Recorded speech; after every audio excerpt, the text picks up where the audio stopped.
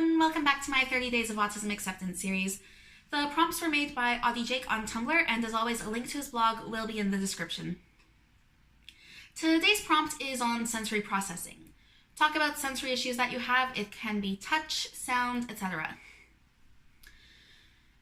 I have a lot of sensory processing issues, like really bad ones too. I remember being a kid and my mom going, "Oh, you've always been so sensitive," and it was super true. And it still is. As a kid, I was the pickiest eater on the planet. People probably thought that I had food allergies or something because I was just so averse to eating almost everything. It was really bad. I know for a fact that at least one person back in grade 7 and 8 thought that I was anorexic because they straight up asked me to my face.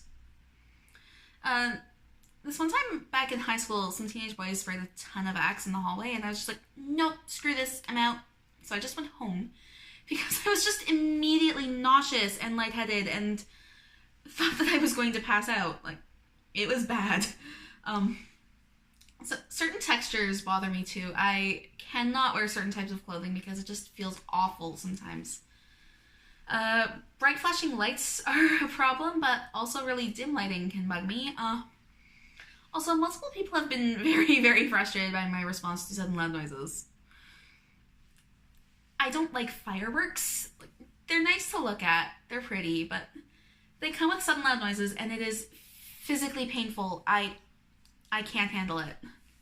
Like, I can kind of tolerate them if I've got earplugs or headphones to listen to my music and just try to drown the noise out, but even then it's still iffy for me.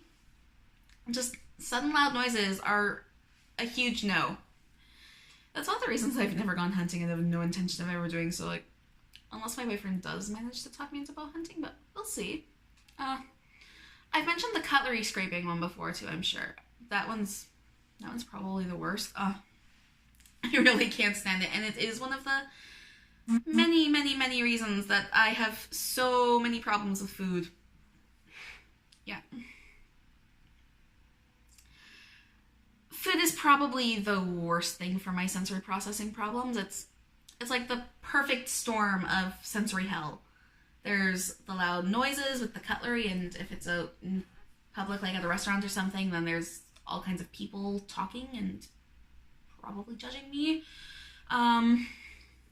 There's a lot of strong smells because food, you cook it, it has a scent. Again, if it's a restaurant, then lighting could be a problem. And then, of course, you factor in the texture and flavor and just, no. If it was possible to survive without ever eating, then I would probably just never eat. That is how much anxiety that it causes me, and that is probably why people used to think that I was anorexic.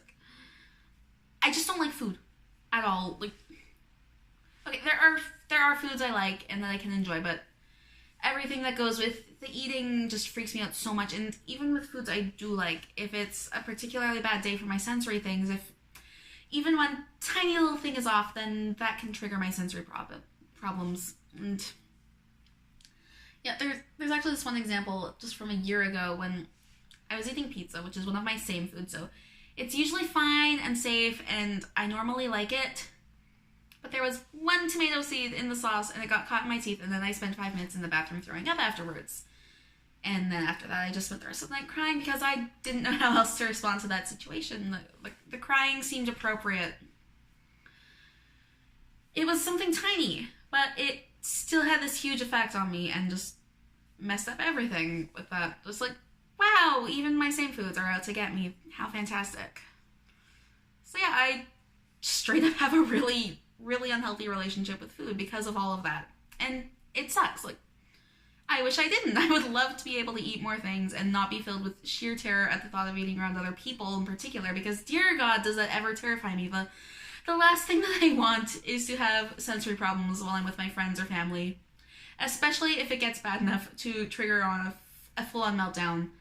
But unfortunately, that's my reality. It's what I've got to deal with, and in a way I'm used to it by now. And of course, having the diagnosis and being surrounded by people who are understanding, or at the very least trying to be understanding, does help to ease some of that anxiety.